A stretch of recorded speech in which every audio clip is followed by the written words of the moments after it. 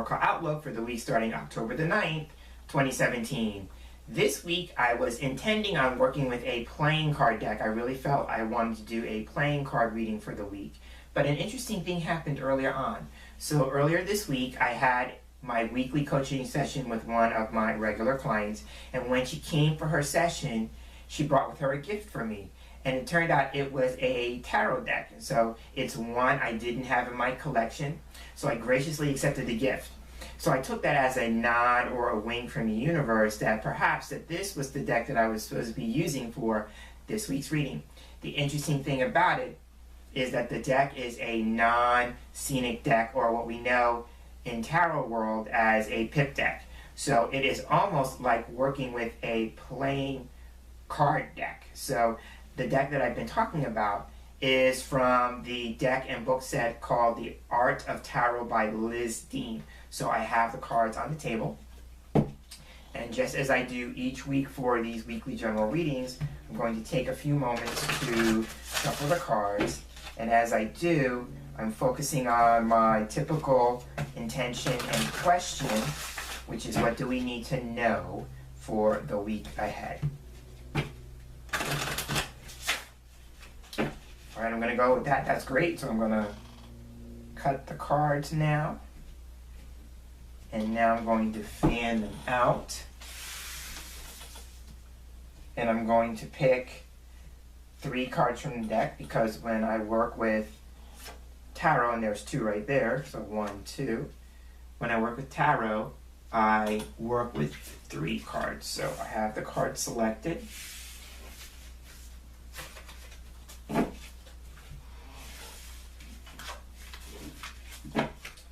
Putting the remainder of the deck aside. So now we'll take a look at the 3 cards that we have.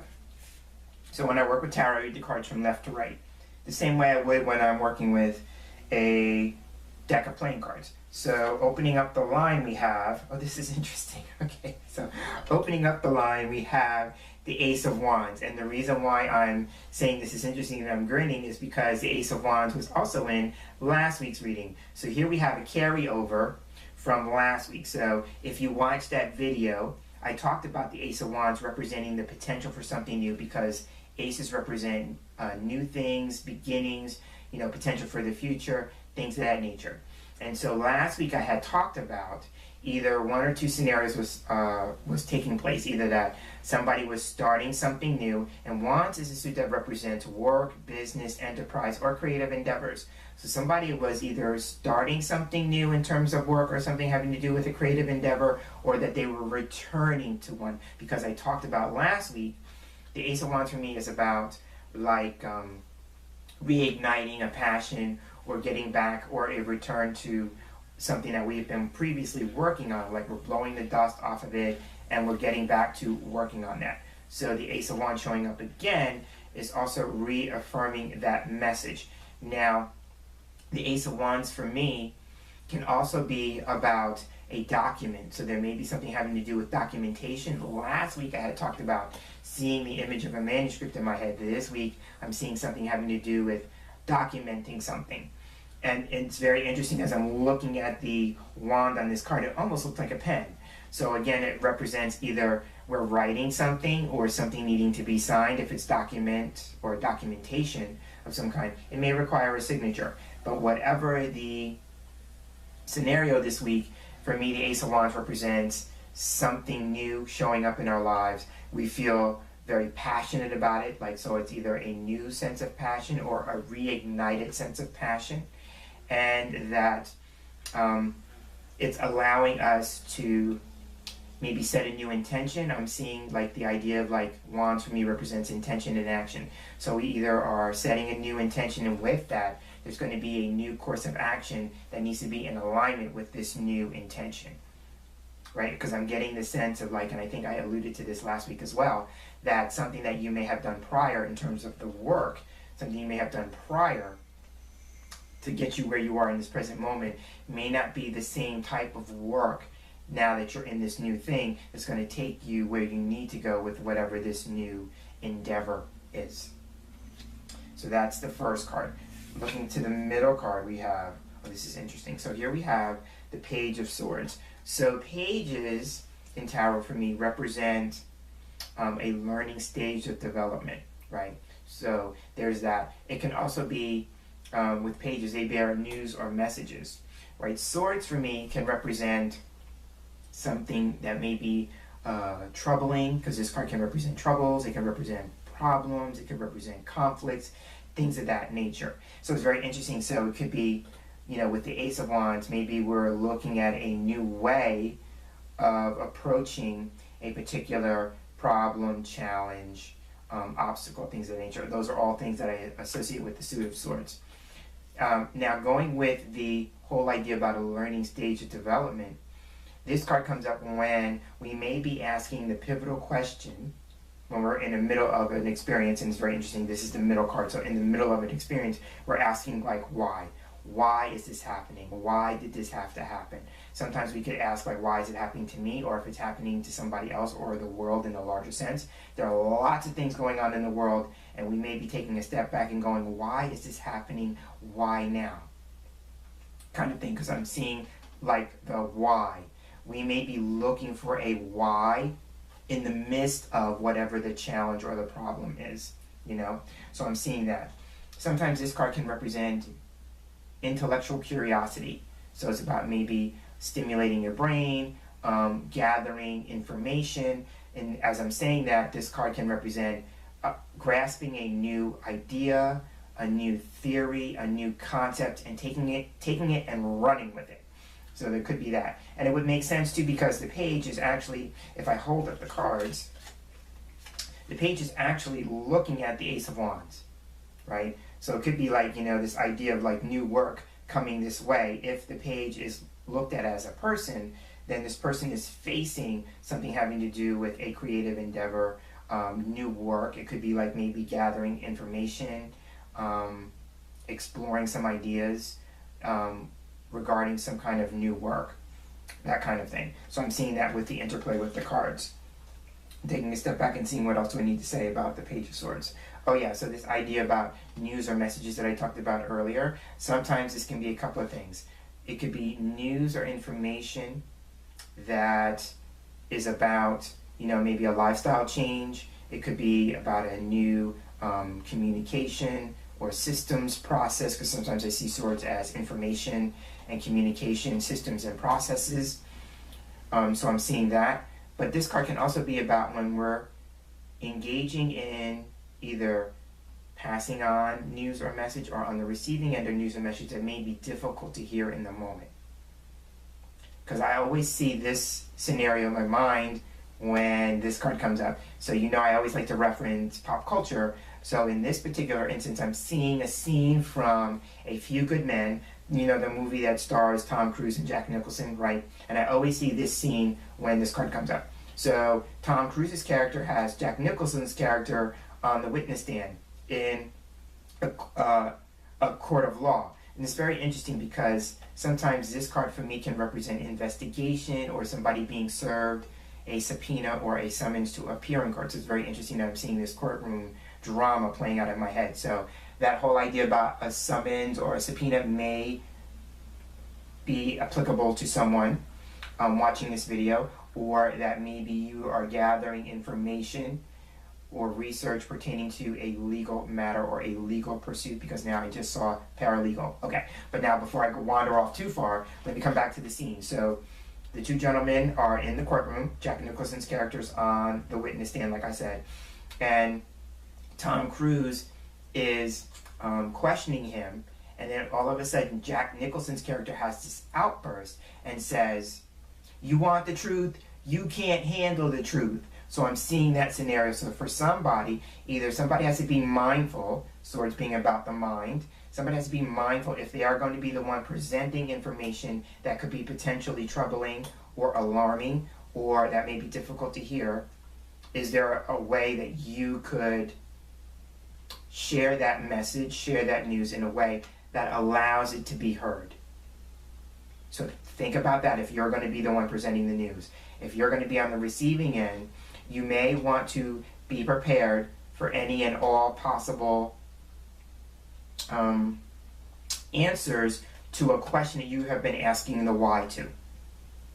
I'm a big believer in when people come to see me for a reading and they're asking a question, I always set the intention, and I hope, I have no control of this, but it's my hope and intention that when the person asks the question, they are prepared to some degree to hear any and all responses that the tarot has to offer them. Not just what they want to hear, but what they may need to hear. And sometimes what we need to hear can be difficult to hear in the moment, right? So I'm seeing all of that with the Page of Swords. So this could be about information gathering, needing to do some research, taking a hold of a new idea and concept and theory and running with it, and that would make sense with the Ace of Wands again. That would be the work that we may need to do once we get the idea, once we embrace the theory, once we embrace the concept, and what's the work that needs to be done in alignment with that new idea, that new way of thinking, right?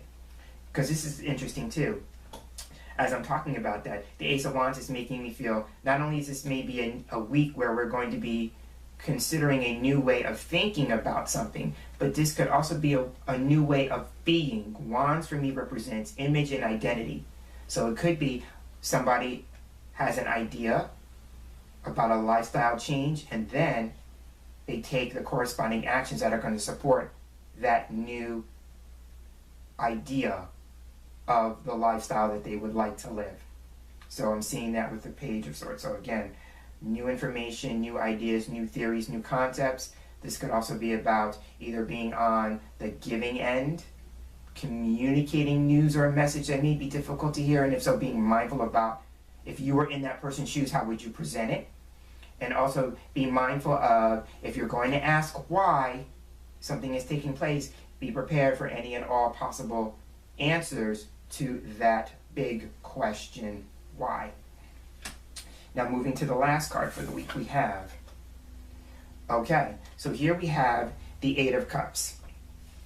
So Cups is a suit that rules feelings, emotions, relationships. So for someone watching this video, the lifestyle change or choice that you are considering embarking on, taking action on, may have to do with either a particular relationship or relationships generally speaking. And the reason why I'm saying this is because the Eight of Cups for me represents a departure. It represents moving on. And usually the slant with this card can represent moving away from unhealthy relationships and unhealthy attachments. The 8 is a number of personal power. So this stepping away from something that's unhealthy is a way of you getting your power back, reclaiming your sense of personal power.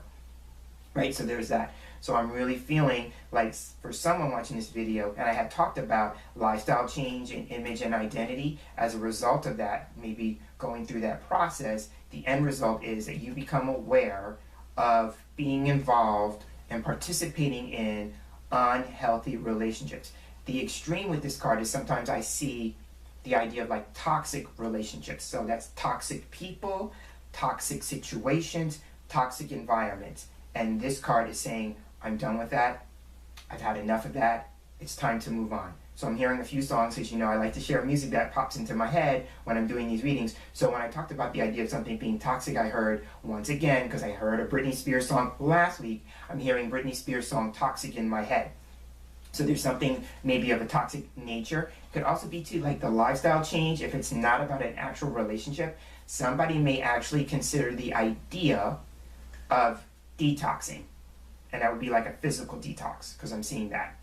I'm seeing like this time last year I embarked on a detox, so I'm seeing myself going through that process in my head. So somebody may actually be considering going on a detox. So there's that. And then there was another song. Oh, when I was talking about moving on, I heard Jody Watley's, see, I told you I date myself with these references, but I heard Jody Watley's Looking for a New Love. But I heard the part where she says, hasta la vista, baby. So somebody may be saying goodbye, right? You've done all, when the Eight of Cups comes up, it's getting you to realize you've done all you can do in whatever those circumstances are. And you realize it's unhealthy. And remember when I talked about my clients and that I can't control what it is that they may be hoping and intending for when they come, I have no control over that. You have no control over how somebody's going to react and respond to the information that you're giving them. So if you're the one who's presenting the difficult news that it's time for you to move on, you are not responsible for how the person chooses to react and respond to that message. You're not responsible, right? So there's that. So somebody may be feeling like it's going to be difficult for me to tell people that it's time for me to move on. And if you are in that space, you can own that. You can own that it's difficult. And you could present it in a way that it would be easier to receive. But in the end, you have no control over how they're going to choose to react and respond. Right? So there's that. I'm looking to see what else I want to say about the Eight of Cups. So I talked about the idea of moving on, a departure. For somebody, this may be even a spiritual departure, right? You know, you're embarking on a new spiritual journey, and for you, the path may not be entirely clear, because sometimes this card represents moving into unfamiliar or unknown territory. So for you, it may not be totally clear, but you're willing to start taking the steps, right? So there's that. For some people, they're going to be making it an important lifestyle change, and that may require moving away from unhealthy people, situations, circumstances. And then somebody may actually be going through not necessarily an emotional detox in terms of the relationships and circumstances and situations, but maybe an actual physical detox. You know, for that person who may be embarking on a new spiritual journey, or if you're looking at this as the time to do some spiritual purification, when I see this card, I sometimes see